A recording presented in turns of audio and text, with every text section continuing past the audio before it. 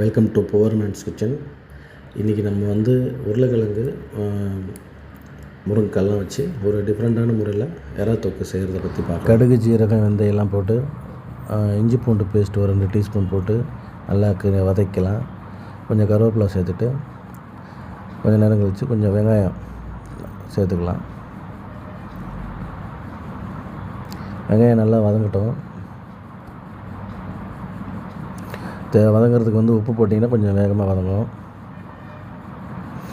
அதுக்கப்புறம் நம்ம நறுக்கி வச்சு தக்காளி சேர்த்துக்கலாம்.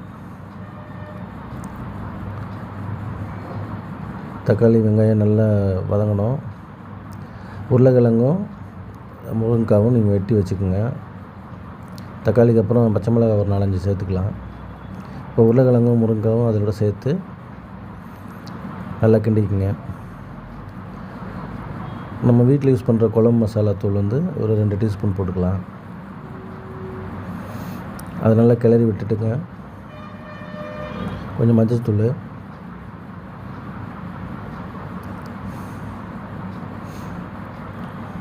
நல்லா கிண்டி விடுங்க. புளி வந்து ஒரு சின்ன லெமன் சைஸ்க்கு எடுத்து கரைக்கலாம். நல்லா திக்காக இருக்குது பாருங்கள். புளி ஊற்றி ஒரு 10 நிமிஷம் கழித்து நம்ம இறா போட்டுக்கலாம்.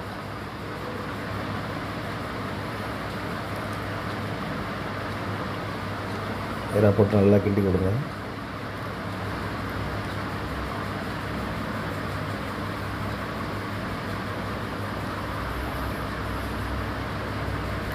இப்போ வந்து நம்ம மல்லித்தூள் கொஞ்சம் போட்டுக்கலாம். ஒரு 2 ஸ்பூன் வர மாதிரி போடுங்க. கொஞ்சோண்டு கரம் மசாலா ஒரு 1/2 டீஸ்பூன் வர மாதிரி. மிளகாத்தூள் வந்து ஒரு காரத்துக்கு ஏற்ற மாதிரி போடுங்க.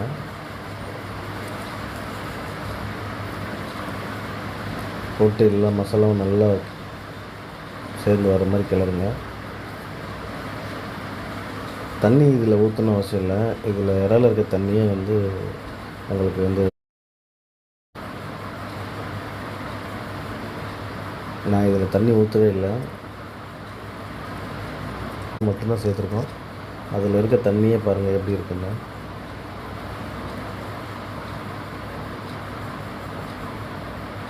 மல்லித்தூள் நல்லா சேர்த்துக்கலாம். சேர்த்து கொஞ்சம் பெப்பர் தூளும் சேர்த்துக்கலாம்.